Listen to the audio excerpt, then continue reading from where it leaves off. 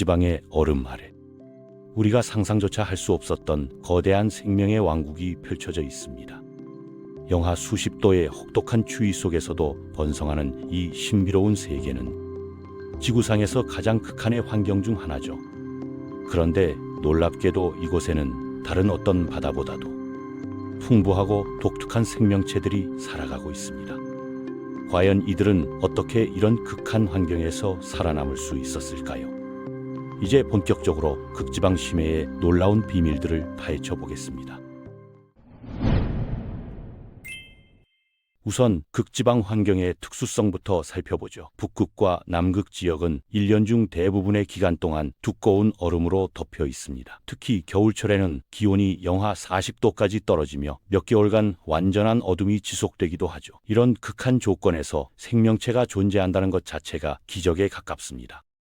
그런데 여기서 흥미로운 점이 하나 있습니다. 바로 해빙의 역할인데요. 해빙은 단순히 얼어붙은 바다가 아닙니다. 이것은 극지방 생태계의 핵심적인 구성 요소로 작용하고 있어요. 해빙은 지구의 기후 조절 시스템에서 중요한 역할을 담당합니다. 밝은 얼음 표면이 태양 복사열의 대부분을 우주로 반사시켜서 지구 온도 상승을 억제하는 거죠. 만약 이 거대한 얼음패가 사라진다면 어떻게 될까요? 어두운 바닷물이 태양열을 그대로 흡수하게 되어 전 지구적 기후 재앙이 발생할 수 있습니다. 하지만 해빙의 진짜 놀라운 점은 따로 있습니다. 바로 이 얼음 덩어리가 수많은 생명체들의 터전이 되고 있다는 사실이죠. 해빙의 아래쪽 면을 자세히 관찰해보면 매끄러운 표면이 아니라 울퉁불퉁한 구조를 하고 있습니다. 얼음이 형성되는 과정에서 염분이 빠져나가면서 만들어진 수많은 통로와 구멍들이 있어요. 이런 공간들이 미세한 생명체들에게는 완벽한 서식지가 되는 겁니다. 이곳에서는 광합성을 하는 조류와 박테리아들이 봄철 햇빛을 기다리며 조용히 생존하고 있습니다. 그리고 이들을 먹이로 하는 갑각류, 크릴, 작은 벌레들이 얼음 구조물에 매달려 살아가죠. 이들에게 해빙은 마치 거꾸로 뒤집힌 해저와 같은 역할을 합니다. 특히 봄철이 되면 해빙 아래쪽에서는 엄청난 생산성을 보이는 조류 번식이 일어나는데 이는 채 극지방 먹이 사슬의 시작점이 됩니다. 특히 남극해의 크릴은 전체 극지방 생태계의 핵심 종으로 불립니다. 이 작은 갑각류는 식물성 플랑크톤과 해빙 조류를 주식으로 하면서 남극 전체 먹이 사슬의 기반을 제공하고 있어요. 크릴 없이는 극지방 생태계가 유지될 수 없다고 해도 과언이 아닙니다. 놀랍게도 남극 크릴의 총 생체량은 전 세계 인류의 무게보다도 많다고 추정되고 있거든요. 북극해 역시 햇빛이 전혀 닿지 않는 환경에서도 놀라운 생명의 드라마가 펼쳐집니다. 이곳의 생물들은 대부분 육식성으로 진화했는데요. 식물성 먹이가 극도로 제한적이기 때문입니다. 심지어 우아하고 아름다운 바다천사라는 생물조차도 바다나비라는 친척 종만을 전문적으로 사냥하는 포식자가 되었죠. 그런데 극지방 심해에서 가장 놀라운 발견은 따로 있습니다. 바로 남극 대륙 주변에 숨겨진 거대한 해양 공동들인데요. 로스 빙붕 아래에는 48만 제곱킬로미터에 달하는 광대한 바다 공간이 숨어 있습니다. 이는 한반도 면적의 2배가 넘는 크기죠. 이 공간은 남극 해안에서 무려 700km나 남쪽으로 뻗어 있으면서 아직까지 대부분이 미지의 영역으로 남아 있습니다. 많은 과학자들은 처음에 이런 극한 환경에서는 생명체가 존재할 수 없을 것이라고 생각했습니다. 하지만 최근의 탐사 결과는 완전히 다른 사실을 보여주고 있어요. 남극 주변의 심해는 다른 지역과는 완전히 다른 특성을 가지고 있습니다. 거대한 빙상의 무게 때문에 대륙붕이 일반적인 깊이보다 훨씬 더 깊숙이 가라앉아 있거든요.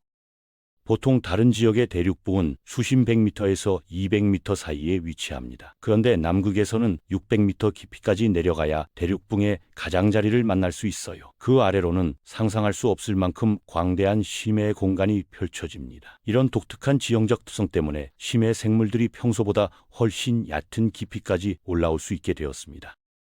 여기서 정말 놀라운 현상이 나타나는데요. 바로 극지방 심해의 산소 농도입니다. 남극의 바닷물이 겨울철에 얼면서 극도로 차갑고 염분 농도가 높아집니다. 이렇게 만들어진 물은 밀도가 높아져서 바다 밑으로 가라앉게 되죠. 그런데 차가운 물일수록 더 많은 산소를 용해시킬 수 있습니다. 결과적으로 남극 심해는 지구상에서 가장 산소가 풍부한 바다가 되는 거예요.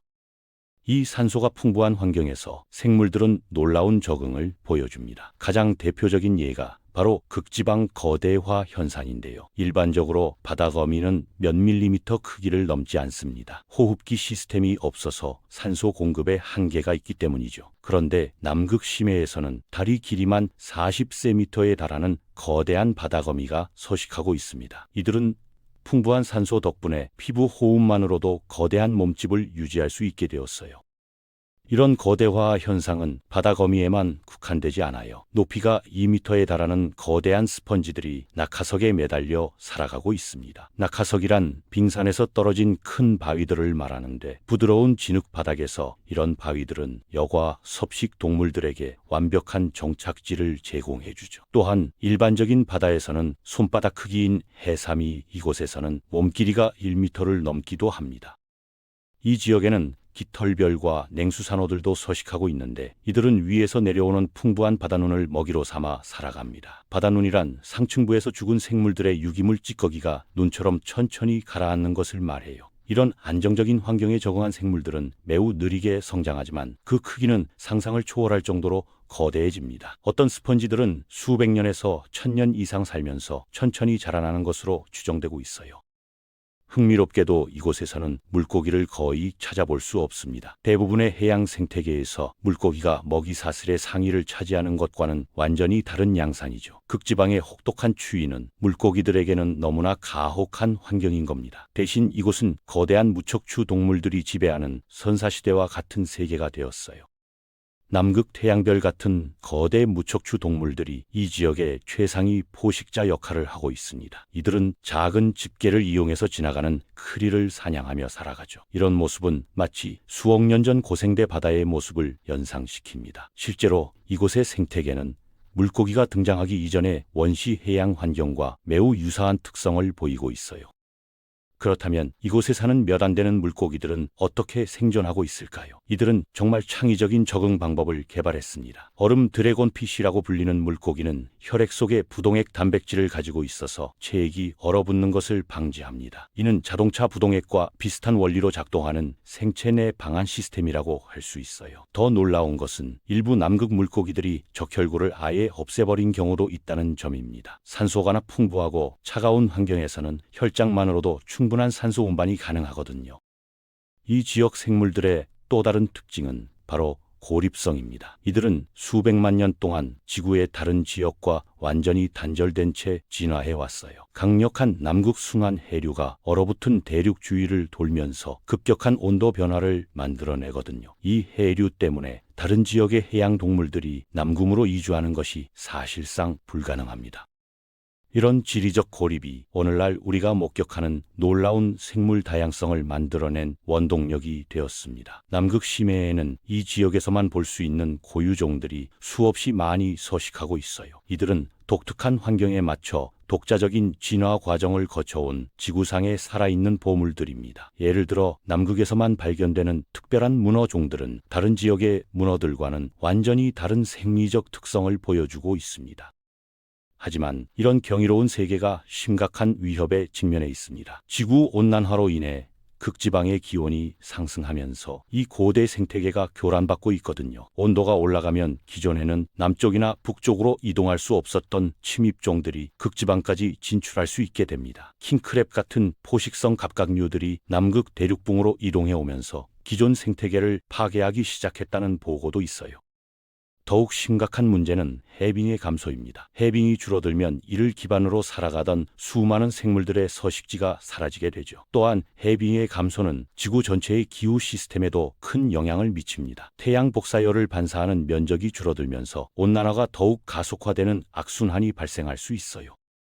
극지방 생태계의 변화는 단순히 그 지역에만 국한되지 않습니다. 남극에서 형성된 차가운 물은 전 세계 바다로 퍼져나가면서 지구 전체의 해양 순환을 주도하고 있거든요. 이 시스템이 교란되면 전 지구적 해양 생태계에 연쇄적인 영향을 미칠 수 있습니다.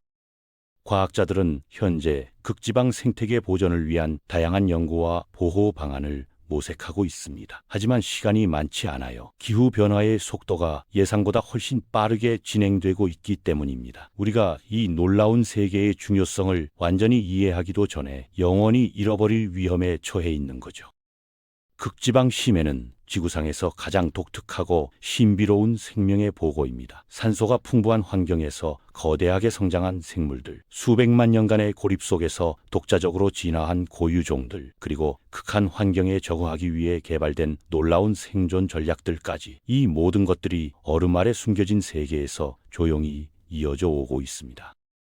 우리는 지금 중요한 기로에 서 있습니다. 이 경이로운 생태계를 보존할 것인가, 아니면 인간의 활동으로 인한 기후 변화로 이를 잃어버릴 것인가 하는 선택의 순간이죠. 극지방의 생명들이 수백만 년에 걸쳐 만들어낸 이 놀라운 세계는 한번 사라지면 다시는 되돌릴 수 없는 지구의 소중한 유산입니다.